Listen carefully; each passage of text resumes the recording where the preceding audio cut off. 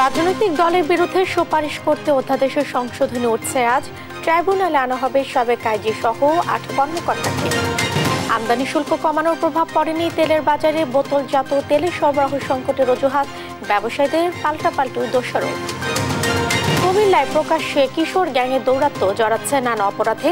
মদত দিচ্ছে রাজনৈতিক দল, অতিষ্ঠ নগরবাসী, ব্যবস্থার আশ্বাস। লালমনিরহাট সদর হাসপাতালে অনিয়ম আর অব্যবস্থাপনা, সেবা না পেয়ে রোগীরা ছুটছেন ক্লিনিকে, অজুহাতে দায় সারছে কর্তৃপক্ষ।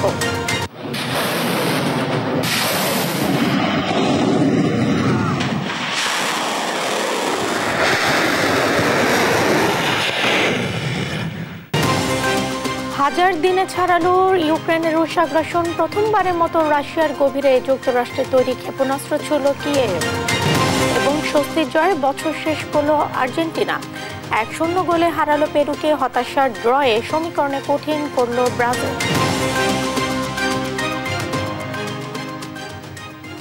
দেখছিলেন শিরোনাম সংবাদ সকালে, সঙ্গে আছে আমি জেসিকা বেদিন। এবার বিস্তারিত। জুলাই আগস্ট গণহত্যার অভিযোগে পুলিশের সাবেক মহাপরিদর্শক আইজিপি চৌধুরী আব্দুল আল মামুন ও বরখাস্ত মেজর জেনারেল জিয়াউল হাসান সহ 8 জন সাবেক পুলিশ কর্মকর্তাকে আজ আনা হবে ট্রাইব্যুনালে। এই আসামিরা বর্তমানে অন্য মামলায় গ্রেফতার হয়ে কারাগারে আছেন।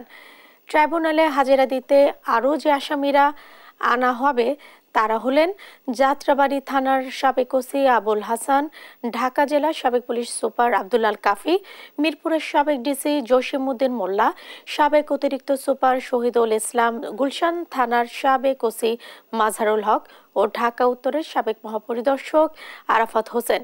চিফ প্রসিকিউটর জানিয়েছে, নিয়মিত হাজিরা দিতেই ট্রাইব্যুনালে আনা হবে তাদের। এজলাসে থাকতে পারবেন আসামিদের আইনজীবী ও পরিবারের সদস্যরা। গত 27 অক্টোবর আন্তর্জাতিক অপরাধ ট্রাইব্যুনালের চেয়ারম্যান বিচারপতি মোহাম্মদ গোলাম মুর্তজা মজুমদারের নেতৃত্বে 3 সদস্যের বিচারিক প্যানেলে তাদের হাজির করার আদেশ দেন।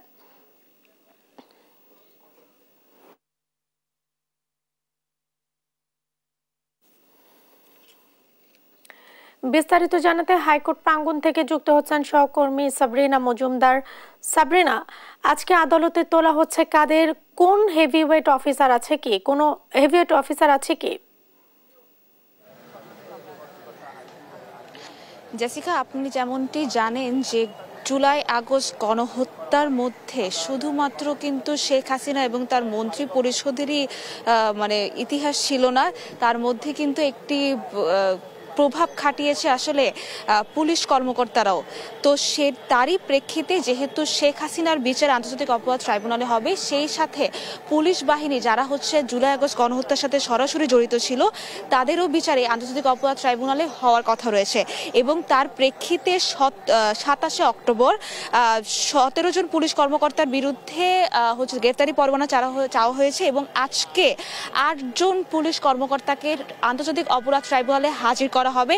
তবে আমরা যেটি জানতে পেরেছি যে কিছুদিন আগে কিন্তু 2 জন পুলিশ কর্মকর্তাকে আসলে ট্রাইব্যুনালে হাজির করা হয়েছিল। তাদের মধ্যে ছিলেন জসিমউদ্দিন মোল্লা এবং শাহিদুল ইসলাম। তাদেরকে আজকে আন্তর্জাতিক অপরাধ ট্রাইব্যুনালে হাজির নাও করার সম্ভাবনা রয়েছে।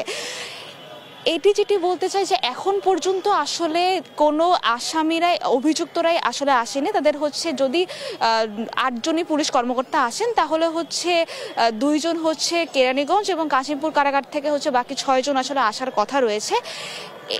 আরও যেটি বলতে চাই, জুলাই আগস্ট গণহত্যাতে কিন্তু পুলিশ কর্মকর্তারা সক্রিয়ভাবে ভূমিকা পালন করেছে নির্দেশদাতা হিসেবে, হুকুমদাতা হিসেবে।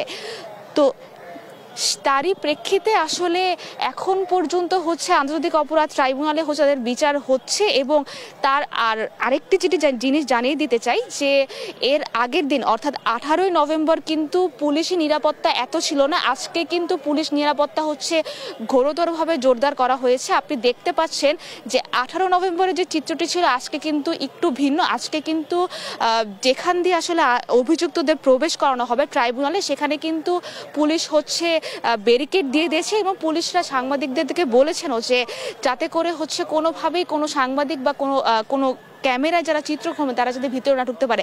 আজকে কিন্তু ঘোর নিরাপত্তা ব্যবস্থা রাখা হয়েছে।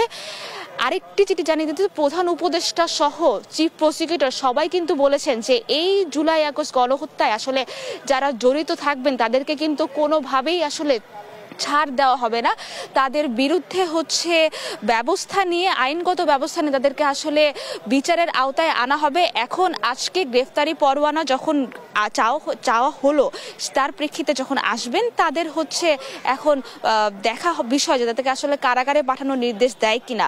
তো এই ছিল সর্বশেষ খবর আন্তর্জাতিক অপরাধ ট্রাইব্যুনাল থেকে। জেসিকা। সাবরিন, আপনাকে ধন্যবাদ। দর্শক, হাইকোর্ট প্রাঙ্গণ থেকে যুক্ত ছিলেন সহকর্মী সাবরিনা মজুমদার। আমদানি শুল্ক কমানোর পরও বাজারে বোতলজাত ভোজ্য তেল সরবরাহ পর্যাপ্ত নয়, এই কারণে এখনো দাম চড়া। এ নিয়ে পাল্টাপাল্টি দোষারোপে খেলা চলছে খোদ ব্যবসায়ীদের মধ্যেই। এরই জাতাকলে নাভিশ্বাস উঠছে সাধারণ মানুষের। রাজধানী তেলের বাজার ঘুরে আরো জানাচ্ছেন কায়েস রাহাত। গেল কয়েক সপ্তাহ ধরে চড়া ভোজ্য তেলের বাজার। ঊর্ধ্বমূল্যের বাজারে যা নতুন চিন্তার ভাঁজ ফেলেছে। খোলা তেলের দাম বেড়ে যাওয়ায় বাজারে বোতলজাত তেলের সরবরাহ কমেছে, বেড়েছে দাম। খুচরা বিক্রেতারা বলছেন অনেক কোম্পানি চাহিদা অনুযায়ী বোতলজাত তেল সরবরাহ করছেন না। তাদের অভিযোগের আঙুল ডিলারদের দিকে। ওটা সাপ্লাই ক্রাইসিস, কোম্পানি সাপ্লাই দিচ্ছে না। আপনি দেখা যায় 5 কার্টন চাইলে 2 কার্টন দেয়। যে সকল পার্টির থেকে আমরা তেল কিনি, যারা পাইকারি তেল আমাদেরকে ড্রাম ওয়ারি দেয়। সকালবেলা যদি আমরা গেলাম 1 রেট, দুপুরের বেলা গেলে আরেক রেট, সন্ধ্যা গেলে আরেক রেট। একদিনে তারা 3 রেটে তেল বেচতেছে, 1000 টাকা ড্রাম প্রতি বাড়াচ্ছে। আর ডিলারদের দাবি সংকট দেখিয়ে দাম বাড়াচ্ছেন উৎপাদকরা। আমরা তো ডিলাররা ম্যাক্সিমাম কমিশনে ব্যবসা করি, ঠিক আছে। এটার সাথে তো কোম্পানি যদি বাড়ায় দেয় তখন আমাদের বাড়তি রেটে বিক্রি করতে হয়। গেল অক্টোবর মাসে আমদানি মূসক কমিয়ে 10% নামিয়ে আনে সরকার। চলতি মাসে আরেক দফা কমিয়ে তা 5% করা হয়। এরপরও বাজারে সরবরাহ না বাড়ায় কমেনি দাম। আগে তো আনতাম 140, 30, 180 টাকা। যারা মধ্যবিত্ত তারা তো একটু ভোগান্তিতে আছে। কোম্পানিগুলোর কাছে যথেষ্ট তেল মজুদ আছে বলে জানান ভোক্তা অধিদপ্তরের মহাপরিচালক। এখনও দুষ্টচক্র নির্মূল করতে না পারায় বাজার চড়া উল্লেখ করে তিনি বলেন, ভেজাল রোধে বোতলজাত তেলের দিকে যাচ্ছে সরকার। কোম্পানিগুলোর কাছে পর্যাপ্ত তেল আছে বলে আমরা মনে করি, কারণ আমাদের এলসির যে তথ্য দেখা যায়, আমরা যে সমস্ত এলসি হয়েছে এবং হবে সেগুলোকে উদারভাবে সরকার সমর্থন দিয়ে যাচ্ছে। সমাজে দুষ্ট লোকেরা দীর্ঘ সময় প্রশ্রয় পেয়ে যায় এবং তারা এগুলোর সাথে কোনো না কোনোভাবে প্রত্যক্ষভাবে জড়িত থাকে, তখন এদেরকে সমাজ থেকে এলিমিনেট করা বা উচ্ছেদ করার জন্য একটু যৌক্তিক সময়ের প্রয়োজন। তবে কথার কথা নয়, দাম কমাতে দ্রুত ব্যবস্থা নেবে সরকার, এমনটাই আশা সাধারণ মানুষের। কায়েস রাহাত, দেশ টিভি, ঢাকা। 7 কলেজকে বিশ্ববিদ্যালয়ে রূপান্তর করা সম্ভব হবে কিনা তা যাচাই বাছাই আজ সকাল 10টায় ঢাকা কলেজে পরিদর্শনে যাবেন শিক্ষা উপদেষ্টা ওয়াহিদুজ্জামান। এদিকে কমিটি গঠন হওয়ায় আন্দোলন স্থগিত করেছে তিতুমিরের শিক্ষার্থীরা। আরো জানাচ্ছেন শাহিদুজ্জামান সাকিব। স্বতন্ত্র বিশ্ববিদ্যালয়ের দাবিতে মঙ্গলবারও সকাল থেকে উত্তাল ছিল রাজধানীর সরকারি তিতুমির কলেজ। এদিন স্বতন্ত্র বিশ্ববিদ্যালয় প্রতিষ্ঠার দাবিতে ক্লোজ ডাউন তিতুমির কর্মসূচি পালন করে শিক্ষার্থীরা জানান, বিশ্ববিদ্যালয় রূপান্তরের দাবি পূরণে সুনির্দিষ্ট আশ্বাস চান তারা। এ সময় তিতুমির কলেজকে বিশ্ববিদ্যালয়ে রূপান্তরের যৌক্তিকতাও তুলে ধরেন তারা। আন্দোলনটা আজকের না, 27 বছর ধরে এই আন্দোলনটা চলে আসছে। আজকে আর আমাদের বিশ্ববিদ্যালয়ের যৌক্তিকতা হলো কি যে ঢাকা উত্তরে কোনো বিশ্ববিদ্যালয় নেই। আমাদেরকে ঢাবির যে বৈষম্য, শিক্ষা নিয়ে বৈষম্য, তারপর আমাদেরকে বাণিজ্যের একটা খাত হিসেবে যে তারা ব্যবহার করে, অর্থ উপার্জনের খাত, এখান থেকে আমাদের বের করে নিয়ে আসুক। মেয়েদের 3টা হল আছে, ছেলেদের 2টা হল আছে। তো আর যাতায়াত ব্যবস্থা আছে, ক্যাম্পাসে পর্যাপ্ত পরিমাণে জায়গা রয়েছে। আমরা বাইরের দেশের সাথে পিছিয়ে পড়ছি একমাত্র আমাদের মানসম্মত শিক্ষার অভাবে। আমরা যদি মানসম্মত শিক্ষা নিশ্চিত করতে চাই, বিশ্ববিদ্যালয়ে কোনো বিকল্প নাই। পরে বিকেলে সচিবালয়ে তথ্য উপদেষ্টা নাহিদ ইসলাম ও শিক্ষা মন্ত্রণালয়ের কর্মকর্তাদের সাথে বৈঠক করেন আন্দোলনকারীরা। সন্ধ্যায় সংবাদ সম্মেলনে শিক্ষার্থীরা জানান, দাবির যৌক্তিকতা যাচাইয়ে আগামী 7 দিনের মধ্যে একটি কমিটি করা হবে। আমি 7 দিনের ভেতর তিতুমির বিশ্ববিদ্যালয় কেন হতে পারবে এই বিষয়ে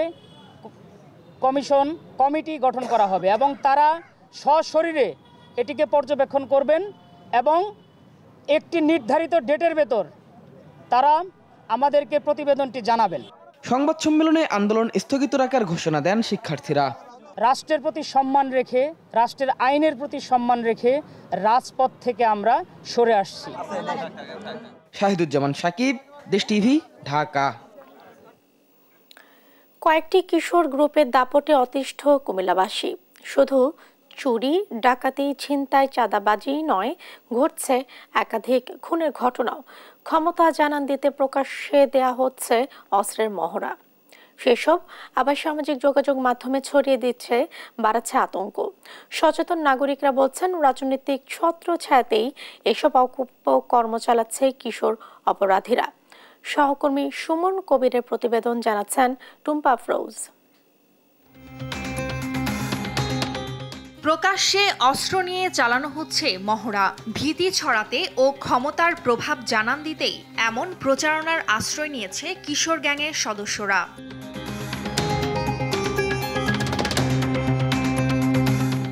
কুমিল্লা নগরীতে বর্তমানে ঈগল, আরজিএস, সিএইচএম, এইচডি সহ বিভিন্ন নামে কিশোর গ্রুপ প্রকাশ্যে চালাচ্ছে তৎপরতা।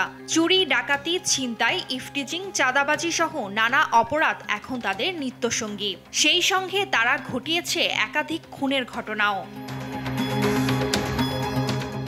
নগর উদ্যানের আশপাশ, মোগলটুলি, তালপুকুরপাড়, ঠাকুরপাড়া সহ বিভিন্ন এলাকায় নিয়মিত শোডাউন করে কিশোর গ্রুপের এসব অপরাধীরা। তাদের অত্যাচারে অতিষ্ঠ নগরবাসী। প্রতিনিয়ত এখানে অনেকের মোবাইল ছিনতাই হচ্ছে, আমাদের মা বোনরা অনেক সময় ইফটিজিংয়ের শিকার হচ্ছে। কুমিল্লা শহরে ইদানিং কিশোর গ্যাংয়ের মাধ্যমে মানে নির্যাতিত হইতেছে এবং খুন খারাপি অনেক কিছুতেই। আমাদের যে বাচ্চা কাচ্চারা আছে রাস্তাঘাটে বের হলে আমাদের খুব টেনশন হয়। এদিকে সচেতন নাগরিকরা বলছেন, বিভিন্ন দলের রাজনৈতিক পৃষ্ঠপোষকতাই তাদের অপরাধে মদদ দিচ্ছে। তাই অপরাধের মূল উৎপাটনে রাজনৈতিক হোতাদের আনতে হবে আইনের আওতায়। বিভিন্ন মহল্লায় এই কিশোর গ্যাং কিন্তু সৃষ্টি হচ্ছে। আগে আমরা ভাবতাম যারা রাজনীতি করতেন বা রাজনীতি করেছেন, যারা ক্ষমতা পান, তারাই কিশোর গ্যাংকে পৃষ্ঠপোষকতা করতেন। কিন্তু এই 3 মাসে দেশ নতুন করে পরিবর্তন হওয়ার পর এদেরকে সাপোর্ট করছে কারা? এদেরকে যদি দমন না করা হয় তাহলে কিশোর গ্যাং বাড়তেই থাকবে। পুলিশ বলছে, অস্ত্র নিয়ে মহড়া দেয়া, অসামাজিক কর্মকাণ্ডে লিপ্ত কিশোর গ্রুপের অনেক সদস্যকে এরই মধ্যে করা হয়েছে গ্রেপ্তার। অব্যাহত অভিযানও। আমরা কয়েকটি গ্যাংয়ের এরকম সদস্য যারা রয়েছে তাদের আমরা কোতোয়ালি থানায় মামলা হয়েছে, তাদের আটক করেছে। এ ধরনের যদি আমরা তথ্য পাই অবশ্যই আমরা অভিযান যেটা আমরা পরিচালনা করছি এবং আপনারাও যদি তথ্য দেন আমাদের সমন্বিত উদ্যোগেই মূলত আমাদের এটা নির্মূল করা সম্ভব হবে। কিশোর গ্রুপ নির্মূলে প্রশাসন সহ প্রত্যেক নাগরিককে এগিয়ে আসার আহ্বান সচেতন মহলের। নিউজ ডেস্ক, দেশ টিভি। নিম্নমানের সেবা, রোগীর স্বজনদের থেকে টাকা চাওয়া, অপরিচ্ছন্নতা সহ নানা অব্যবস্থাপনার মধ্য দিয়ে চলছে লালমনিরহাট সদর হাসপাতাল।